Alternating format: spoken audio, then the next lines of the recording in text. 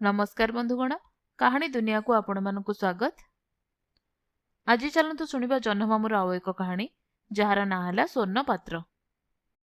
बहु वर्ष पूर्वे बोधिसत्व सेरिब नामक नगरी रे बासन व्यवसाय करी पेट पोषुथिले। से पुराणा बासन किणती आ नुआ बासन बिकती। व्यवसाय रे लाभ रखिबा विषय रे मध्य से अत्यंत न्यायवान थिले।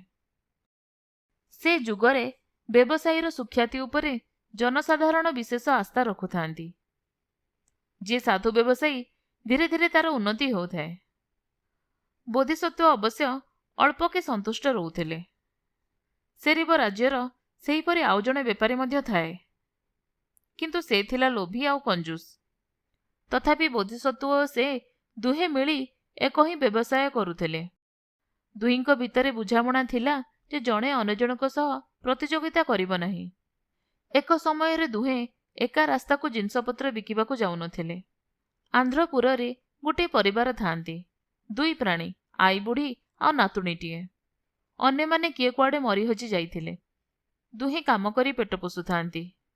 हेले अनेक दिन पूर्वरु से परिवारटी थिले राज्यर श्रेष्ठ धनी परिवार। तांको पाखरे संपत्ति भाबरे थाए मात्र केई खंडी बासन।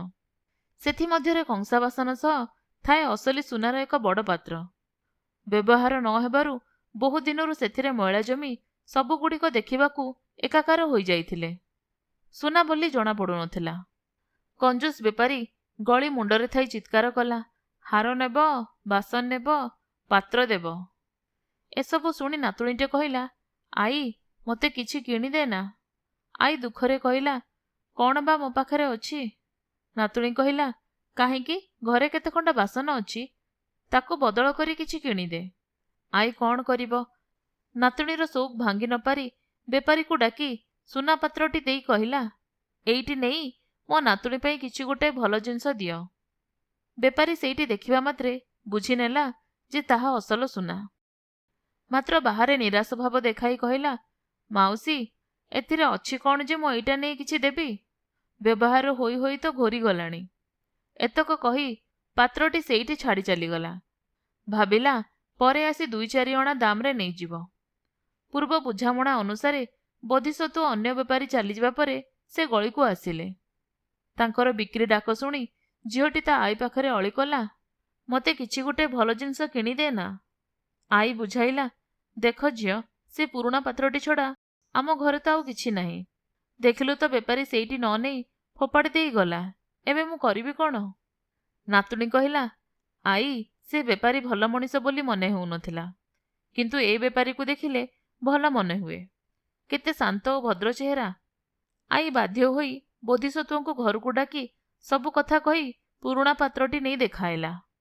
पात्रटी देखिबा मात्रे चिन्हि पारी बोधिसत्व कहिले, माउसी ए पात्रटीर मूल्य तो 1,00,000 मुद्रा हब।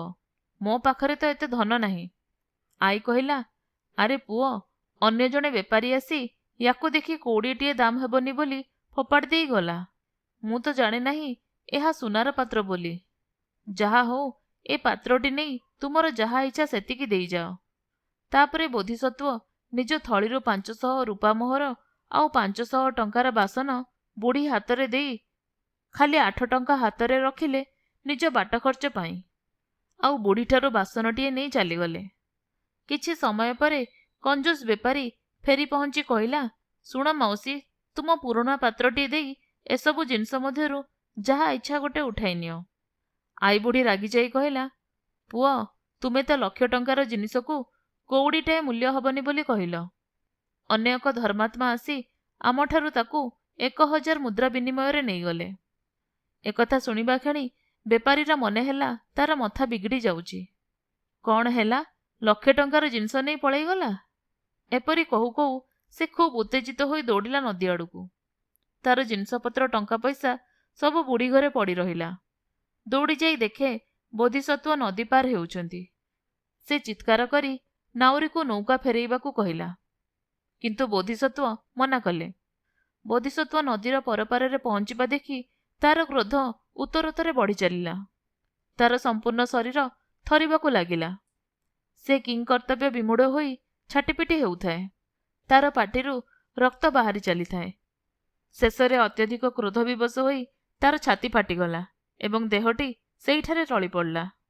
ବୋଧିସତ୍ତ୍ୱ ସେତେବେଳକୁ ଯାଇ ସହରରେ ପହଞ୍ଚିଲେଣି।